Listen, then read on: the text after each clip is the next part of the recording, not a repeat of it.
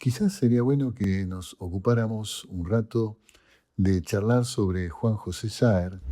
Juan José Saer, uno de los más importantes escritores de la literatura argentina y en español del siglo XX. Se formó en la Universidad del Litoral en Santa Fe, en el Instituto de Cinematografía de esa universidad, donde fue docente e investigador. Lo cierto es que Saer, que en su juventud se movía entre cine y literatura, finalmente decidió abrazar a esta última, la literatura, y lo hizo con gran vocación y determinación. Empezó a publicar desde muy joven. Su primer libro, como dijimos, En la zona, es un libro de cuentos, pero luego publicó también novelas y también ensayo y poesía.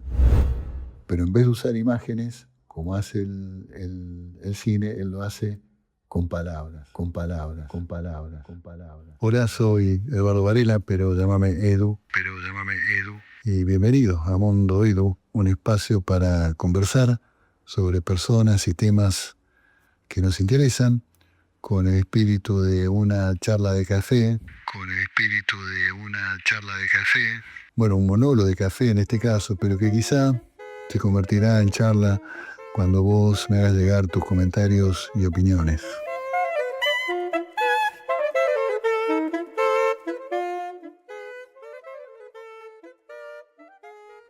Quizás sería bueno que nos ocupáramos un rato de charlar sobre Juan José Saer, Juani, como lo llamaban sus amigos, o el turco, como se suele llamar en Argentina a todos aquellos que tienen ascendencia mesooriental. En todo caso, Juan José Saer, uno de los más importantes escritores de la literatura argentina y en español del siglo XX. Saer nació en 1937 en Cerodino, un pueblo a unos 40 kilómetros de Rosario, y siendo aún niño, cuando tenía unos 10 años, se trasladó con su familia a la ciudad de Santa Fe. Era de ascendencia asiria, de ahí lo de turco, y toda su obra se desarrolla en esos lugares, en la costa occidental del Paraná, en esa región media del litoral, entre Santa Fe, Colastiné, Cerodino, San José del Rincón. Esa geografía que constituye las zonas aéreanas. Hay un libro de Beatriz Arlo sobre la obra de Saer que se llama así, Zona Saer. Y su primer libro de cuentos, el primer libro de cuentos que publica, tiene como título En la zona.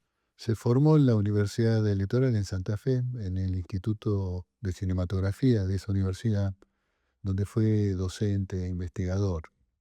El instituto había sido creado unos años antes, en 1956, por el maestro Fernando Birri, un gran realizador y docente, uno de los más reconocidos y prestigiosos creadores del llamado nuevo cine latinoamericano, que era un cine sobre todo documental con fuerte énfasis en cuestiones sociales y políticas. Bueno, Birri también fundó con García Márquez la Escuela Internacional de Cine y Televisión de San Antonio de los Baños, de Cuba, en el año 1986. Según fuentes, bueno, indirectas, versiones, la relación entre Saer y Birri no habría sido muy buena. Pero bueno, esto ya digo, son versiones. Por ahí alguien que conozca mejor el tema nos puede confirmar o desmentir esta supuesta rivalidad, digamos, entre Saer y Birri. En todo caso, se podría entender que hubiera diferencia, dado el muy definido perfil social y político de la prédica y la obra de Birri, y las exploraciones en el tiempo y la memoria de Saer, su estilo minucioso, reflexivo y su regionalismo, que ruía toda forma de pintoresquismo o populismo, como define Beatriz Arlo, que es la gran estudiosa y promotora de la obra de Saer, o incluso podemos decir hoy en día pobrismo, ¿no? Lo cierto es que Saer, que en su juventud se movía entre cine y literatura, finalmente decidió abrazar a esta última, la literatura, y lo hizo con gran vocación y determinación. A propósito de la relación de Saer con el cine y la literatura, hay un video que puede verse en YouTube que corresponde a una mesa redonda del año 1978 sobre ese tema, ¿no? La relación entre cine y literatura, en una universidad francesa a raíz de la proyección de una película del realizador chileno Nicolás Sarkis, que era muy amigo de Saer. En esa mesa redonda participan, además de Sarkis, y Juan José Saer, Julio Cortázar y Augusto Roa Bastos. Es muy interesante, yo diría apasionante, ver y oír la interacción entre estos monstruos de la cultura latinoamericana del siglo XX. Pero ahí Saer, quien por su historia y experiencia está mejor preparado para ese tipo de discusión, tiene oportunidad de explayarse sobre su propio derrotero y las razones de su opción por expresarse por la palabra crítica, desechando hacerlo mediante el lenguaje cinematográfico. Saer dice allí que, bueno, él había trabajado en cine, ¿no? Sobre todo haciendo guiones, pero que su opción por la literatura tuvo que ver, entre otras cosas, con la complejidad logística y económica del cine y el alto riesgo que él veía de tener que sacrificar convicciones artísticas y estéticas para conseguir financiamiento y, bueno, esas cosas. Empezó a publicar desde muy joven, su primer libro, como dijimos, En la zona, es un libro de cuentos, pero luego publicó también novelas y también ensayo y poesía. Pero probablemente el género donde más se destacó, al menos en la opinión de este humilde comentarista, fue la novela. Son novelas en base a historias sin épica o con épicas domésticas mínimas, con personajes recurrentes. Hay un grupo de personajes que entra y sale de su novela, personajes cuya vida de alguna manera se integran en la novelística saeriana. Y siempre ahí en la zona, ¿no? Con mucho río, con patios asados, paisajes litoraleños que él describe con una maestría y un lirismo sobrecogedor. Soy de la orilla brava, del agua turbia y la correntada, que baja hermosa por su barrosa profundidad. Soy un paisano serio, soy gente del remanso Valerio, en donde el cielo remonta vuelo en el Paraná. Tengo el color del río y su misma voz en mi canto sigo, el agua mansa y su suave danza en el corazón. En la mesa redonda que me refería antes, hay un intercambio interesante entre Cortázar y Saer sobre el tema de las descripciones. Cortázar dice que el cine puede prescindir de las descripciones espaciales y de alguna manera esa modalidad se trasladó a la literatura, es decir, que en la literatura post-cine, argumenta Julio, la descripción de los espacios se minimiza. Bueno, Saer lo, digamos, cruzó, entre comillas, diciendo que no es su caso, que en su obra las descripciones abundan, son minuciosas y centrales para su narrativa.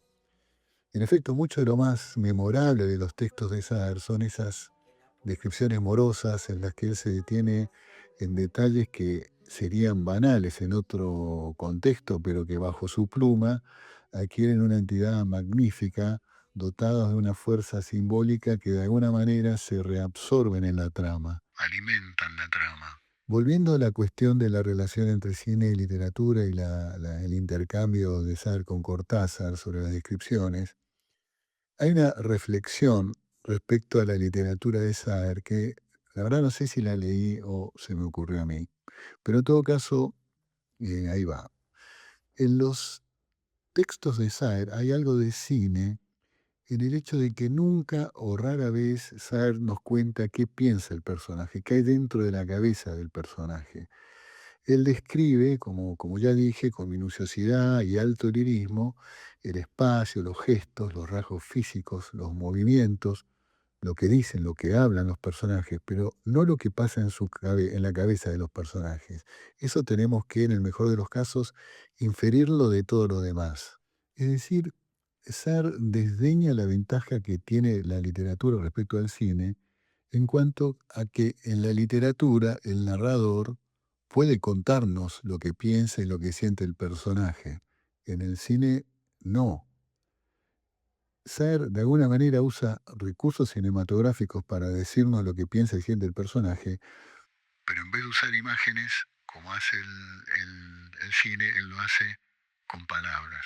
Cicatrices, Nadie nunca nada, Limonero real, El entenado, la ocasión, la pesquisa, son algunos de los títulos que yo recuerdo, dichos sin orden cronológico ni ningún otro tipo de orden, pero todas novelas magníficas, de esas que te llenan, te proveen de ese placer, yo diría placer literario, de ese placer que puede otorgarte la buena literatura, esa forma de satisfacción y goce que surge de una lectura exigente, que está lejos del mero entretenimiento, textos que te sacuden, te sacan de tu lugar. Bueno, arte, ¿no? El efecto que tiene el arte o el hecho artístico en quien posee la sensibilidad adecuada. A Saer, sin embargo, le costó encontrar su público. Tuvo un reconocimiento bastante temprano de la crítica erudita y académica, pero no pasó lo mismo con el público y tampoco con los editores. Durante mucho tiempo fue un escritor casi secreto, de culto, y parece que él resintió esa dificultad que tuvo durante buena parte de su carrera literaria. Y no le causaba ninguna gracia el éxito, entre comillas, de escritores que eran notoriamente menos dotados que él. Hay un cuento de Fabián Casas que se titula Una casa con 10 pinos, en el que hay un personaje que él identifica, a Casas identifica como el gran escritor argentino, que claramente es Saer. Y bueno, ahí Casas juega un poco con esta supuesta característica, si se quiere, poco amable de Saer. También César Aira hace referencia a esta cuestión en alguna entrevista que vi por ahí. También Sarlo, que fue su amiga y admiradora y uno de sus principales promotores, se refirió a este malestar de Saer por no tener la llegada al público que su arte merecía. Él quería, bueno, él eh, vivió en Francia desde el año 1968, donde trabajaba en la Universidad de Rennes, pero él vivía en París y la verdad que no queda a la vuelta, es una distancia bastante importante y él todas las semanas viajaba a Rennes. Él quería vivir de la literatura. Pero bueno, la actitud de Sartre tampoco ayudaba. Él resistió consistentemente a hacer cualquier tipo de concesión al mercado, se cuidó mucho de todo riesgo de mercantilizar su enorme talento o someterse a reglas ajenas a su manera de vivir y hacer literatura. Sarlo destaca el hecho de que nunca tuvo un agente, y parece ser que un buen agente es muy importante para el éxito literario. Durante mucho tiempo publicó en diversas editoriales de distintos países de habla hispana. Ganó un solo premio importante, el Premio Nadal en 1987, con una novela titulada La Ocasión. Su revalorización o reivindicación, su elevación al Olimpo de la literatura en idioma español tuvo lugar hacia finales de los años 80, y en eso tuvo mucho que ver su editor, Alberto Díaz, primero de Editorial Alianza, luego de Seis Barral, que se ocupó de poner en valor la obra de Saer. En cuanto a la crítica, sí, como dije muy tempranamente, la crítica erudita y académica se ocupó de Saer, sobre todo Beatriz Arlo, primero en la revista Libros y luego en la revista Punto de Vista, pero también otros investigadores y críticos como María Teresa Gramulio y Adolfo Prieto se ocuparon de estudiar y llamar la atención sobre la excepcionalidad y calidad de la obra de Juani. Calma de mis dolores, ay Cristo de los pescadores, dile a mi amada que está penada esperándome, que ando pensando en ella mientras voy vadeando las estrellas, que el río está bravo y estoy cansado para volver. Ahora, bueno, hoy por hoy es reconocido como probablemente el mejor escritor argentino post-Borges, mejor escritor digamos, de la segunda mitad del siglo XX. Bueno, no sé, hay otros escritores importantes que podrían disputarle ese lugar del podio. Uno podría pensar en Aira, en Walsh, Rodolfo Walsh, en Manuel Puig. Bueno, para mí es Saer, pero sería bueno tener la opinión de ustedes, amigos oyentes, seguidores de este podcast. Volviendo a Borges, Saer tenía, por supuesto, una gran admiración. Y según sus comentaristas, sobre todo Sarlo y Gramulio, casi todos los cuentos de su ópera prima, En la zona, reconocen una fuerte influencia borgiana, salvo el último, que de alguna manera premonitoria se titula Algo se aproxima y que prefigura el camino que terminaría recorriendo Saer. Lo que se aproximaba era la liberación del entonces joven escritor santafesino de la sombra terrible, ya no de Facundo, sino de Borges, ese que, como Borges dijo de Lugones, les estaba agotando la literatura. Bueno, Saer se las arregló muy bien para sacudirse la influencia de Borges y a su vez armar un universo literario propio, y ahora su enorme figura representa, supongo, un desafío para jóvenes escritores del siglo XXI, o por lo menos una referencia insoslayable.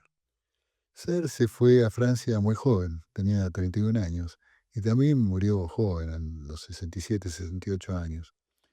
O sea, pero pasó la mayor parte de su vida en Francia, en París. Sin embargo, como dijimos, toda su obra tiene como escenario ineludible la zona, ¿no? Paraná, Colastiné, Santa Fe. Él viajaba regularmente a Argentina y visitaba Santa Fe, y según cartas a su familia, fantaseaba con la idea de volver e instalarse aparentemente en Colastiné. Pero no, él fue un emigrante, como sus antepasados sirios, repitió ese destino, pero se llevó a la zona, a su zona, en la cabeza y en el alma. Alma es una palabra que a él no le gustaba y que se jactaba de no usar nunca en sus textos, pero bueno, nosotros sí. Se llevó, digo, su zona en la cabeza y en el alma y la reconstruyó allá lejos, a orillas de otro río, del Sena, con literatura. Hay una frase de Saer que condensa de alguna manera esa dislocación del que no está en el lugar al que pertenece o que le pertenece. Esa frase que para mí, que confesé en algún otro episodio de este podcast, no soy un buen lector de poesía, pero para mí esa frase es poesía pura y habla de la enorme capacidad de Saer para tejer o enhebrar palabras y proveerles significados inefables. La frase es: en París no hay surubí. Pero si vos sos Saer, no te resignás y te ocupás de crear el surubí, el río en el que el surubí se desplaza, las costas de ese río, su gente con sus casas, sus plazas, sus cafés y sus tiempos de miserias y de goces. Con palabras, con literatura, con pasión por la literatura y bueno, sí, con un enorme, inconmensurable talento. Bueno, hay que leer a Saer, amigos. Cristo de las redes, no nos abandones. Y en los espineles, déjanos tus dones. Bueno, si llegaste hasta acá, supongo que es porque esto más o menos te interesó, con lo cual, si es así, me siento legitimado como para pedirte que nos des like, que nos sigas en las redes sociales, donde anunciaremos otros encuentros similares a este. Muchas gracias y saludos.